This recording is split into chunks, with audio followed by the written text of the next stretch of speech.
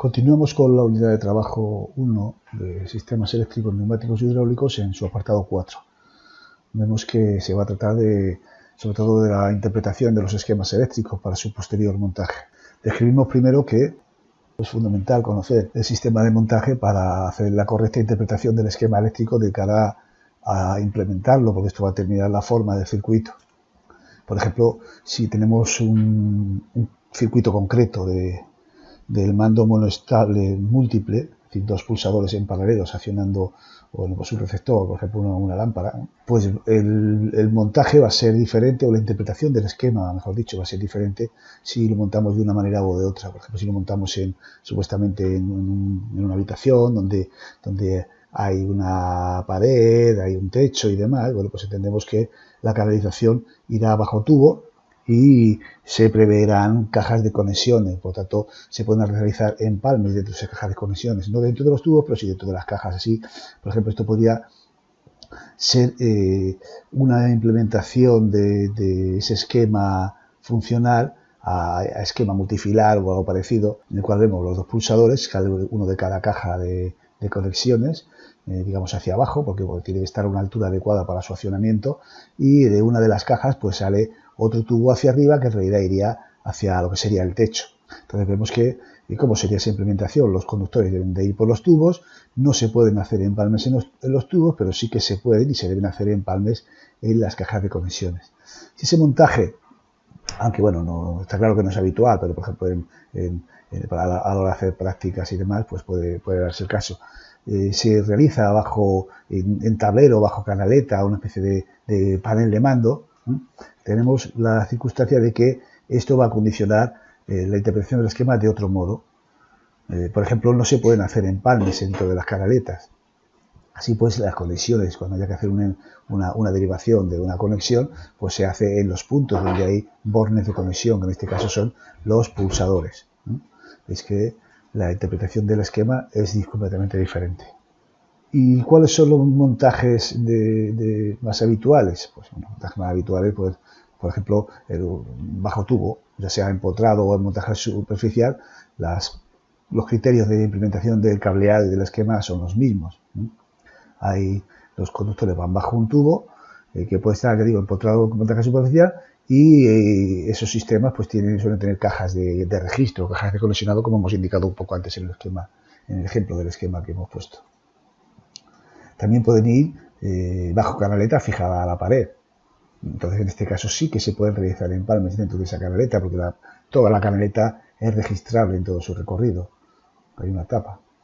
En bandejas portacables, sobre todo en la parte de la industria, o bien con mangueras directamente drapeadas sobre la pared. Esto es una instalación, digamos, en desuso, pero que parcialmente pues, se puede dar en algunas situaciones. Entonces, este sistema de montaje, planteado aquí en 4 casos, pero ahí puede haber algunos más, va a determinar aspectos esenciales a la hora de realizar esa interpretación.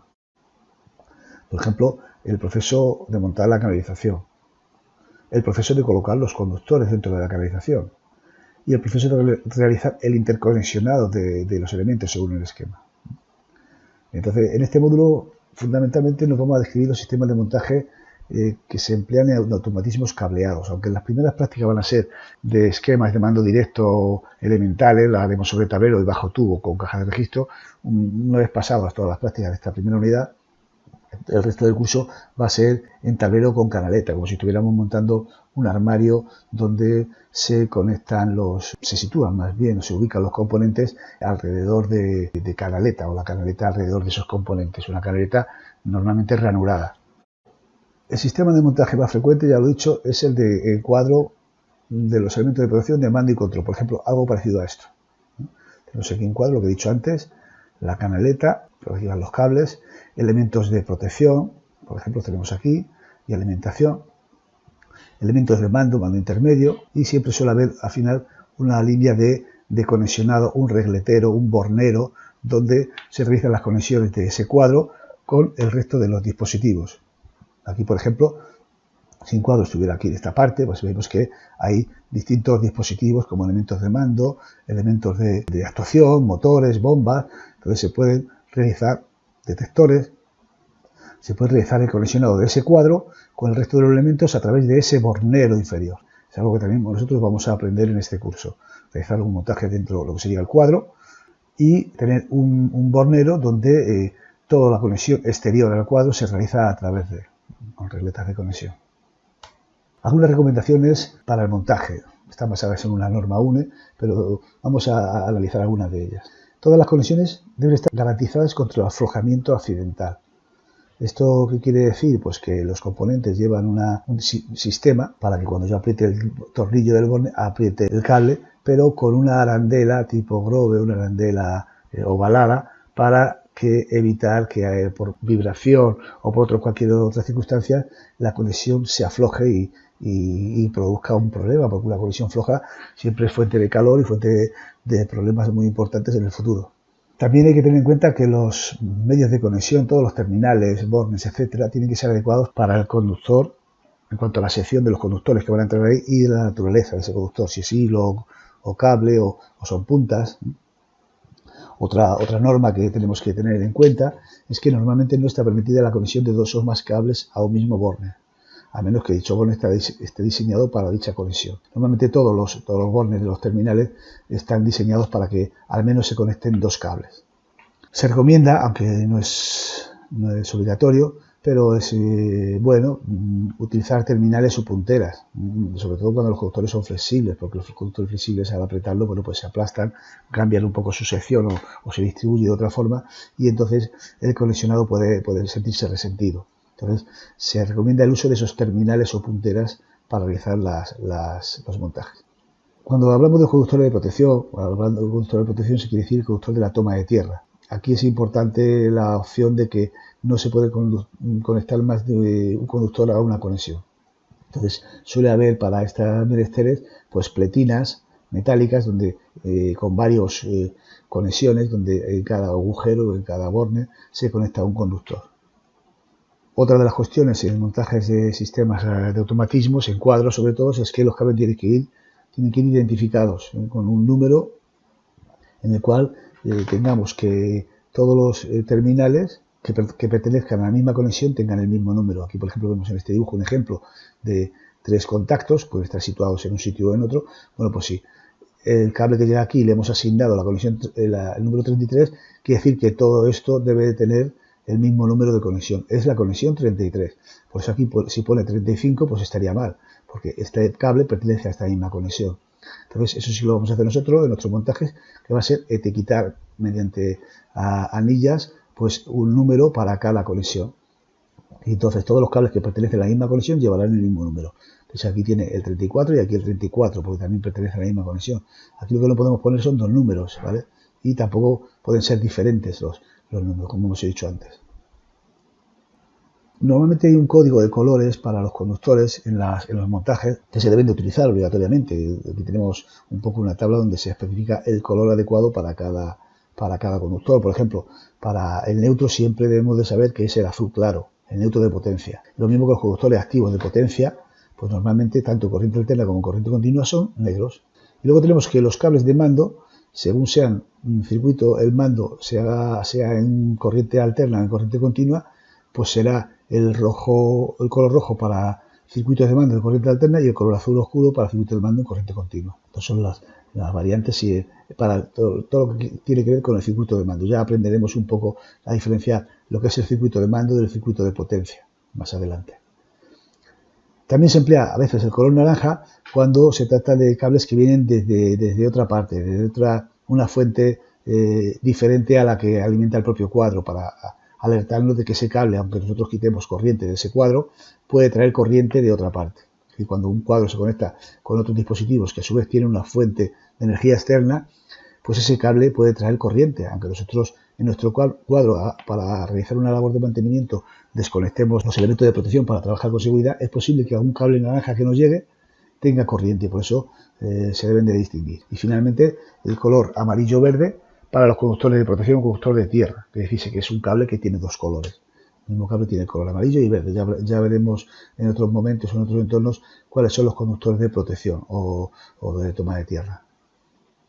Para implementar un circuito eléctrico, y ahí lo voy a leer literalmente, la clave principal es identificar en el circuito todos los componentes y terminales que se representan en el esquema. Nosotros vamos a tener un esquema funcional. Los componentes están representados mediante símbolos. Esos símbolos pues no son unos dibujos fieles de lo que son los componentes en realidad. Entonces, en este caso, es importante ese paso, identificar cada componente que existe en la realidad con cada componente que está en el esquema y cada terminal con cada terminal que figura en el esquema. También es importante conocer las especificaciones y limitaciones de la canalización y el montaje, como hemos dicho antes, ya que bueno, se puede, no es lo mismo, como hemos visto en alguna diapositiva anterior, hacer un circuito bajo tubo y caja de conexionado que en canaletas. Bien, sentadas estos dos puntos, estableceremos una definición, y es el concepto de conexión. La conexión es el conjunto de terminales que en un circuito están conectados entre sí, o están al mismo nivel de potencial. Si yo tengo un conjunto de terminales que están conectados entre sí, pues todos esos pertenecen a la misma conexión. Este concepto es importante que lo entendamos. ¿Por qué? Pues porque es fundamental para realizar el circuito a partir del esquema funcional, puesto que tenemos que realizar los siguientes pasos. Primero, como hemos dicho antes, identificar en el esquema funcional todas las conexiones que tiene el circuito. De un modo parecido lo haremos en la siguiente diapositiva.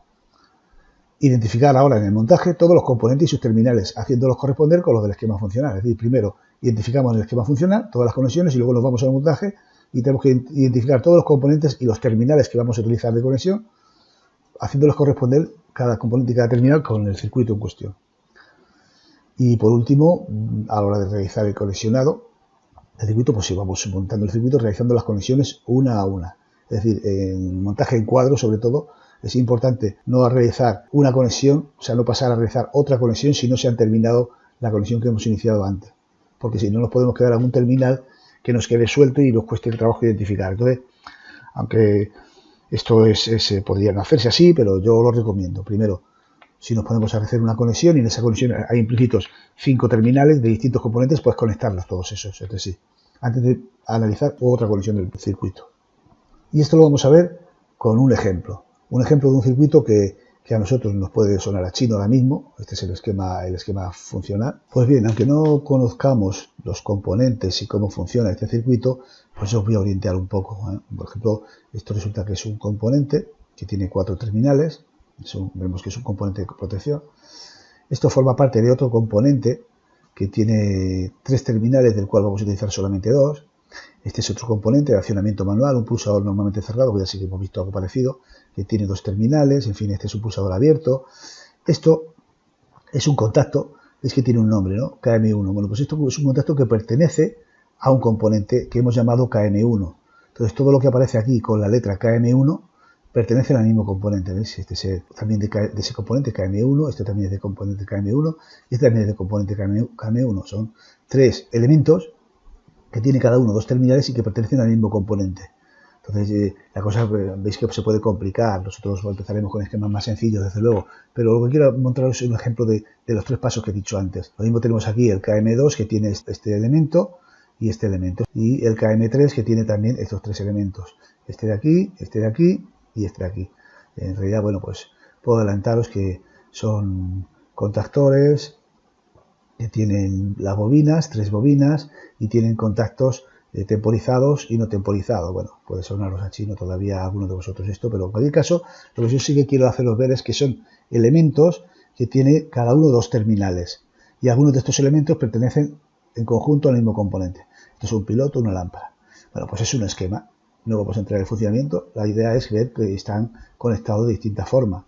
O sea, tienen, distintos conexionados. Las líneas son supuestamente los conductores que conectan uno con otro. Es decir, veis que aquí, por ejemplo, tenemos la conexión. Esta de aquí que señalo, que este terminal del pulsador S1 con este terminal del pulsador S2 y con este terminal del contacto KM1, pues veis que están interconectados entre sí. Como digo ahí, bueno, pues esos pertenecen a la misma conexión. Esos 3 terminales pertenecen a la misma conexión. Y no hay más terminales conectados a esta conexión. Hay otra conexión también, por ejemplo, que tenemos que el terminal inferior de S2, el inferior de KM1, el contacto superior de la lámpara, lo veis ahí, el contacto superior de la bobina, el contacto superior del contacto temporizado, este contacto que hay aquí, bueno, en fin, que todos esos terminales que hay ahí, si nos fijamos, están interconectados entre sí. Bueno, esto estoy, aunque no se señala aquí, bueno, pues como si hubiera un empalme, aunque nosotros a la hora de hacerlo, de montar el circuito, no necesariamente vamos a hacer un empalme, pero sí que me indica que tenemos 1, 2, 3, 4, 5, 6 y 7 terminales que están interconectados. Bueno, pues todos estos terminales pertenecen a la misma conexión. Analizando todo esto, pues llegaríamos a este número de conexiones. Por ejemplo, esos dos terminales pertenecen a la misma conexión, pues la numeramos con el número 1. Esos dos terminales pertenecen a la misma conexión, la numeramos con el número 2. Esos que hemos dicho antes que pertenecen a la misma conexión, pues la numeramos con el número 3. Este de aquí, que hay esos 7 terminales, pues pertenecen a la misma conexión, pues todos tienen el mismo número, el número 4. Y si seguimos analizando así, pues esos dos pertenecen a la misma conexión, pues están interconectados entre sí, el número 5, el número 6 serían esos 3, el número 7 esos 2, y finalmente el número 8 que también tiene todos estos terminales, porque este está conectado con este, con este, con este y con este. Bueno, pues es importante analizar todo esto y saber a la hora de implementar un circuito cuáles son las conexiones. Incluso aconsejable numerarlas.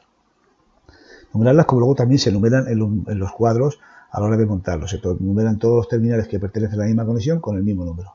Es lo que habíamos dicho antes, ¿veis? Todos los terminales que pertenecen a la misma conexión, esto es una conexión. Y todos los numeramos con el mismo número, igual que estos. Aquí tenemos 1, 2, 3, 4, 5. 5 terminales, pues 5 terminales que a la hora de conectarlos llevaremos con el mismo número. Entonces, esto es lo que nos referíamos en la diapositiva anterior, identificar todas las conexiones, ¿vale? Ahí con eso hemos identificado todas las conexiones. Y la identificación la hemos hecho poniendo el mismo número en todas ellas. O sea, perdón, el mismo número en todos los terminales que pertenecen a la misma conexión. Sucesivamente y en otros más adelante veremos ejemplos prácticos de cómo realizar el conexionado. Aquí yo solamente quería que vierais cómo se identifican las conexiones. Vamos a establecer algunas consideraciones a la hora de realizar el conexionado eléctrico y vemos que en el montaje del cuadro de protección pues las conexiones se realizan mediante los mismos terminales de los elementos, es decir, no hay empalmes. Entonces, ¿qué es lo que va a ocurrir? Lo tenemos en la siguiente. Veis cómo no hay empalmes, pero si tenemos que conectar dos cables al mismo punto, pues se realiza en el mismo terminal. Pues estos son elementos que tienen sus cables, les llegan los cables a cada elemento. ¿Veis? Aquí llegan dos cables, ¿lo veis?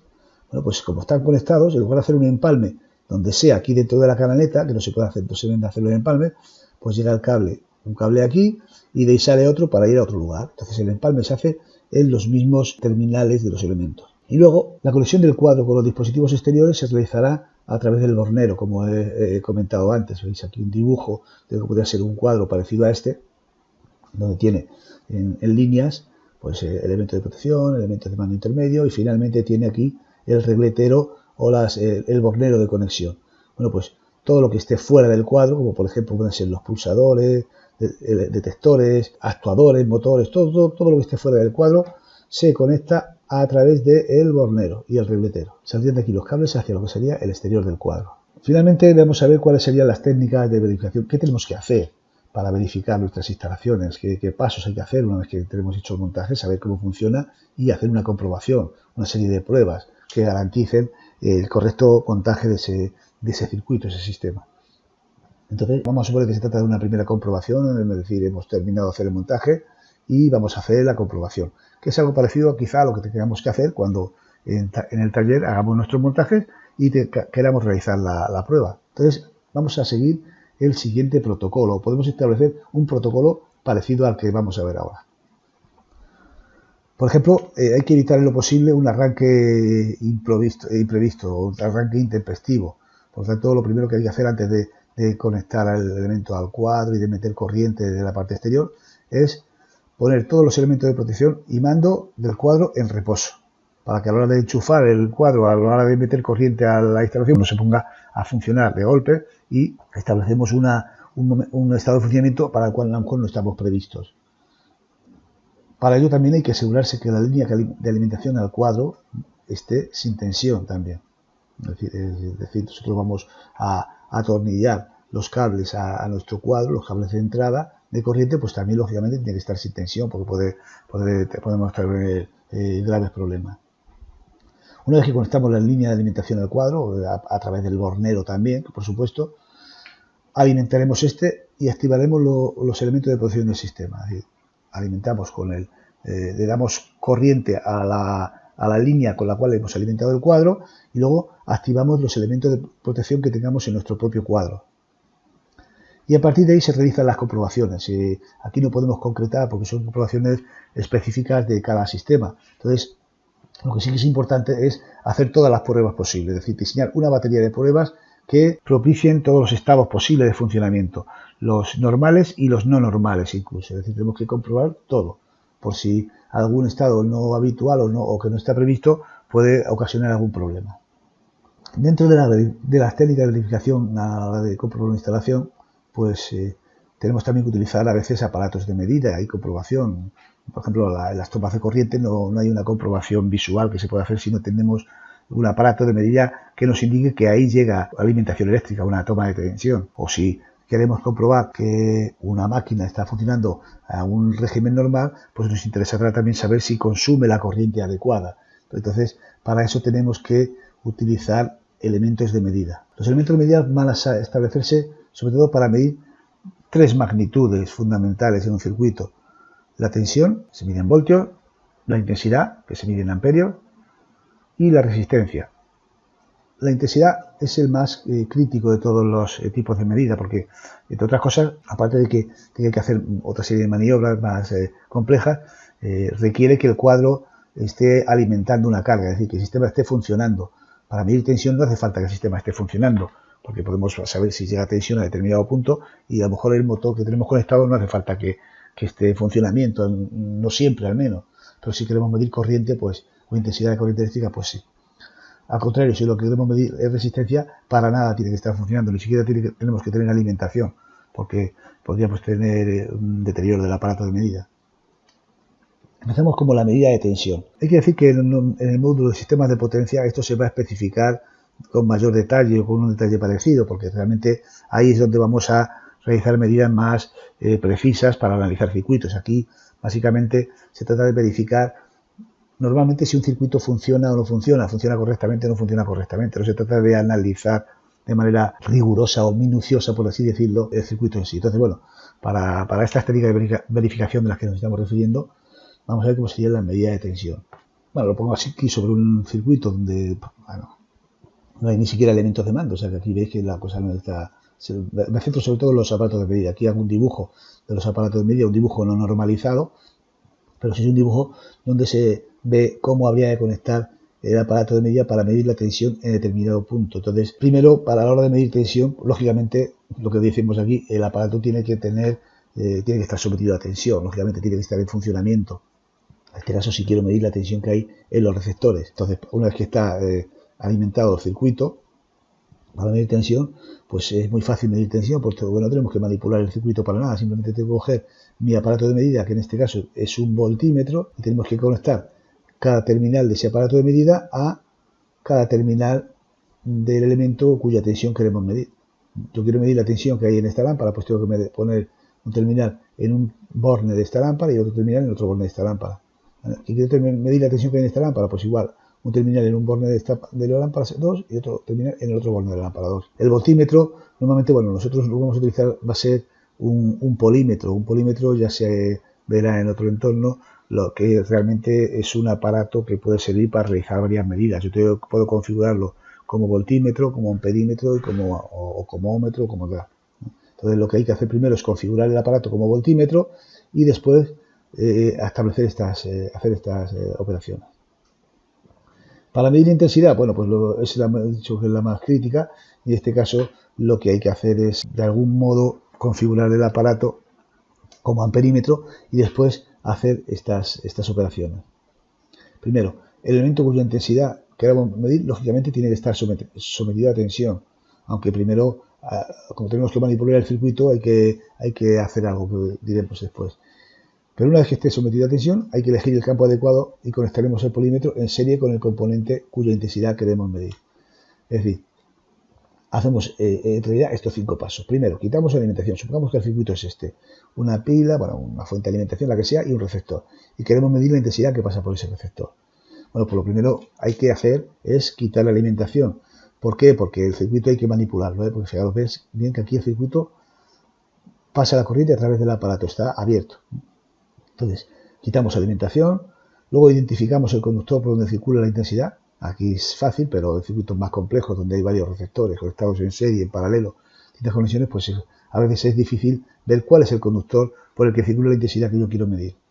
Una vez identificado ese conductor, lo que hay que hacer es cortar ese conductor o desconectar en una parte accesible. No vamos a cortarlo con una tijera, en realidad yo lo que haría pues sería desconectar el conductor de este terminal o desconectar el conductor de este terminal. En cualquier caso hay que interrumpir el circuito. Después conectar los dos terminales del polímetro en ambos puntos del corte y finalmente restablecemos la alimentación. Con ello la corriente pasará a través del receptor, pero también pasará a través del amperímetro. Lo ves aquí, pasa la corriente. Como la corriente ya hemos dicho anteriormente en otro momento que es un flujo de carga eléctrica, pues la corriente pasa por el amperímetro, donde se toma la medida, y luego pasa por el receptor. Entonces la misma corriente, todo el flujo que pasa por el amperímetro es el que pasa por el receptor. Por lo tanto, la intensidad que mide este amperímetro es la misma intensidad que pasa por este receptor. Otra de las operaciones que se hacen con los aparatos de medida es medir resistencias y mayormente o continuidad, sobre todo a la hora de verificar circuitos eléctricos. Quiere decirse que hay una continuidad conductora entre dos puntos de un circuito eléctrico para saber si un cable está cortado o no está cortado, por ejemplo. Entonces, para medir resistencia hay que operar del siguiente modo. Primero, aunque no esté puesto aquí, igual que en las anteriores, hay que configurar el aparato como ómetro. El polímetro, en este caso, si tenemos un polímetro, hay que configurarlo como ómetro. Pero una vez que está hecho eso, tenemos que tener en cuenta que no debe estar sometido a tensión el circuito, porque si no el aparato se estropearía. Para medir continuidad, en realidad el ómetro que tiene es una pequeña batería, una pila, que provoca una corriente para saber si la corriente pasa por el lugar donde yo quiero comprobar resistencia o continuidad, y entonces se mide esa resistencia. También es necesario evitar perturbaciones ocasionadas por los retornos. Retorno, ¿qué es un retorno? Pues yo quiero medir la continuidad entre este punto y este, pero por este camino. Si hay un retorno es porque a lo mejor hay una conexión a través de otro camino. Imaginar que, bueno, aquí está interrumpido el circuito, como se indica en este punto, que no está interrumpido el circuito, pues entonces estoy midiendo la resistencia no solamente de este componente, sino la resistencia de lo que podría ser este componente. Aparte de que la fuente no puede estar conectada, pero puede haber retornos por otros lugares. Entonces la forma de hacerlo es quitar el componente del circuito o bien desconectar al menos un terminal. Una vez que desconectamos un terminal, estamos seguros de que no hay ningún circuito de retorno para que me desvirtúe la medida. Y luego importante también, si estamos utilizando un campo grande de resistencia, porque la resistencia que vamos a medir es muy grande, del orden de los kiloohmios o sobre todo del orden de los megaohmios, es recomendable no tocar los dos terminales con los dedos, puesto que si no, mi propio cuerpo haría de retorno. Y entonces estaríamos midiendo la resistencia del componente y la de mi propio cuerpo unida. Entonces no sería tampoco una medida recomendable. Si lo que estamos midiendo es resistencia. Normalmente cuando se mide continuidad, los campos de resistencia son muy bajos y por lo tanto cuando medimos continuidad o comprobamos continuidad no es necesario tener esta precaución de no tocar los terminales con los dedos. Y finalmente, para realizar la medida, pues cada terminal del polímetro se conecta a cada punto desde el que queremos comprobar la continuidad o resistencia. ¿Vale? Por lo que he dicho antes, si lo que queremos comprobar es la continuidad, no es importante que haya más o menos resistencia. Si estamos hablando de continuidad en un cable, pues la resistencia va a ser casi prácticamente cero. Entonces, en este caso, procedemos de un modo parecido, pero seleccionando el campo más pequeño. Incluso podemos elegir la opción de avisador acústico. Algunos polímetros tienen un sonido para medir la parte de medida de continuidad, que lo que hace es que si hay continuidad, pita. Esto es importante cuando estamos en una situación en la cual queremos medir continuidad y nos resulta difícil sujetar el aparato o está fuera de la visión. Bueno, pues oímos el pito y comprobamos que efectivamente hay una continuidad. Diagnóstico y localización de averías. Dentro de las técnicas de verificación es un aspecto importante, porque nosotros si hacemos una verificación y comprobamos que aquello no funciona, pues tenemos que tener unas pautas para localizar esas averías. Estas se aprenden con la experiencia y lo iremos aprendiendo sobre todo con la práctica, efectivamente. Pero vamos a dar algunas partes. Vamos a establecer algunos criterios o indicaciones que pueden ser útiles, sobre todo a la hora de localizarnos, en el aspecto de localizar averías. Por ejemplo, ¿qué tipo de averías hay? Bueno, pues Lo podemos clasificar según los síntomas o los efectos. Es importante saber qué es lo que pasa, tenerlo muy claro. Por ejemplo, que no pasa nada. Es algo de perogrullo, pero bueno, puede ocurrir que yo lo pongo aquello y aquello no funciona. O todo el sistema o una parte de él funciona o no funciona. Ese es uno de los síntomas. Otro de los síntomas es que yo voy a comprobar la instalación y de pronto saltan las protecciones, porque hay una perturbación, un cortocircuito, una desviación a tierra, ya aprenderemos un poco lo que es esto, pero ese es otro tipo de síntoma. ¿Qué es lo que ha pasado? Pues ha pasado que ha saltado lo automático. O bien puede ser simplemente disfunciones, que el sistema funciona pero no funciona del todo bien. Hay algunos estados o fases que no lo hace correctamente. Serían los tres criterios según la clasificación de los síntomas o qué es lo que pasa. Puede, ya digo, no pasar nada, puede saltar los automáticos o puede ocurrir que funcione pero funcione mal. Así que se resumirían esos tres aspectos. ¿Cuándo se produce la avería? Es otro de los criterios que tenemos que tener presente acerca de ellas. Y puede ser que se produzca la primera puesta en marcha. Eso normalmente es indicativo de que algo hemos hecho mal, algo hemos montado mal. Puede ocurrir que la avería surja no en la primera puesta en marcha, sino cuando ya esté funcionando. Nosotros lo hemos probado y nos ha funcionado bien, pero cuando ya está en funcionamiento, pues de pronto deja de funcionar. ¿Y cuándo? Pues bueno, resulta que está en la línea de funcionamiento y cuando se inicia el proceso, ocurre cuando se inicia el proceso. O bien ocurre en alguna de las etapas del proceso. El proceso se inicia bien, pero en alguna de las etapas ocurre que hay un mal funcionamiento. Son todas las cuestiones que se tienen que analizar. O bien la avería surge cuando ha estado funcionando todo bien, perfectamente, y modificamos algún parámetro del proceso, alguna cuestión que queremos modificar de distancia, temperatura, etcétera, y en ese momento es cuando se provoca la avería. ¿Vale? Esto serían las respuestas a cuándo se produce la avería. En la primera puesta en marcha, al probar por primera vez el circuito, o ya cuando está en funcionamiento, resulta que se ha averiado. ¿Y la avería cuándo se manifiesta? Pues al iniciar el proceso, o en alguna de las partes del proceso, o cuando hemos modificado algún parámetro. ¿El dónde? ¿Dónde se produce la avería? Según la zona. Puede ser en la sección de alimentación o de entrada. Puede ser en el sistema de instalación que procesa el flujo de energía, es decir, en el sistema de mando, en alguna parte que no sea la entrada. En elementos de protección, en los elementos de mando. Puede estar también en los conductores, en las líneas que llevan la energía eléctrica o las señales de mando de un punto a otro en el sistema. O puede estar en los receptores, finalmente una avería de la máquina o el receptor final. En este caso no sería una avería del circuito en sí, sino de ese dispositivo. Y la causa, ¿por qué? Estamos ya en dónde y ahora en por qué. Es otra de las cuestiones que hay que analizar. Porque se ha desgastado un componente o ha llegado ya un componente demasiado antiguo o demasiado viejo, se ha utilizado, tiene muchas maniobras y se llega a esa avería. O bien porque hay una conexión defectuosa, a veces ocurre que nosotros hacemos el montaje y funciona bien. Y si está funcionando bien y de pronto aquello deja de funcionar. ¿Por qué? A veces porque no he apretado bien una conexión, ha aumentado la temperatura paulatinamente en esa conexión y llega a deteriorarse. Por un calentamiento o sobrecarga de la propia máquina, en este caso, una falta de continuidad, un cable que se ha cortado, una falta de aislamiento, en este caso sería un poco no lo contrario, pero sí algo completamente distinto, el elemento del sistema, de algún cable del sistema o del receptor o de los detectores, resulta que tiene un fallo de aislamiento y puede provocar un problema de seguridad importante a la hora de utilizarlo las personas y demás. Una falta de alimentación, no llega alimentación al sistema, o que alguien ha manipulado el sistema y lo ha hecho de manera incorrecta, con dispositivos o elementos que no tenía que utilizar, o ha hecho maniobras u operaciones que son incorrectas. Todo esto puede ser causas, incluso pueden ocurrirse otras causas aparte de estas. Digamos que estas pretenden establecer un conjunto bastante amplio, pero no pretendo que este sea completo del todo. Y por último, bueno, una relación de los reglamentos en los que se basan las instalaciones y los montajes eléctricos, y el más importante de todos ellos, el de referencia que tenemos que utilizar y tenemos que tener en cuenta, es el reglamento electrotécnico de baja tensión. ¿vale?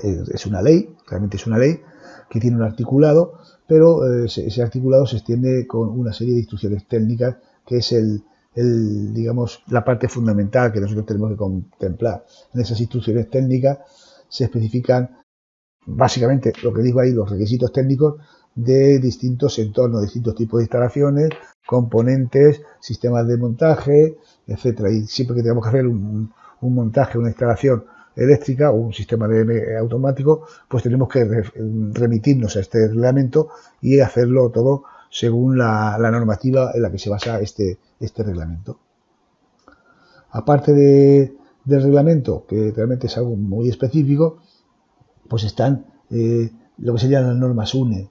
Normas UNE es un referente más amplio de todo el sistema, del que se alimenta o deriva tanto el reglamento técnico como otra normativa, que es la que señalo aquí, la normativa 60-204, que se refiere a la seguridad en las máquinas eléctricas y el equipo eléctrico que las alimenta. Específicamente en sistemas de automatismo que nos vamos a utilizar en este módulo, pues sobre todo vamos a realizar sistemas de mando de máquinas eléctricas y de ese equipo eléctrico. Entonces, esta es una de las normas también fundamentales que se referencian a este tipo de montajes que nosotros vamos a contemplar. Y luego hay otras medidas más secundarias, pero que también están en la norma UNE, la norma europea también, que es la representación de esquemas. La representación de esquemas y las normas para el montaje, que también están, algunas de las cuales ya hemos dicho en diapositivas anteriores, y que están en la 60-204. Por tanto, estos serían los referentes normativos en los que nos tenemos que mover dentro de este módulo, al menos dentro de la parte del bloque de sistemas cableados eléctricos. El reglamento de baja tensión, y luego hay dos normas UNE importantes, que son la 204, por un lado, y la 617, lo que respecta a la representación de esquemas, que son los dibujos de los circuitos. Bueno, y con esto terminamos la exposición de esta primera unidad de trabajo, en la cual sobre todo nos hemos centrado en aspectos generales de los sistemas eléctricos cableados, y como elementos de prácticas pues nos vamos a tratar sobre todo los circuitos de mando directo.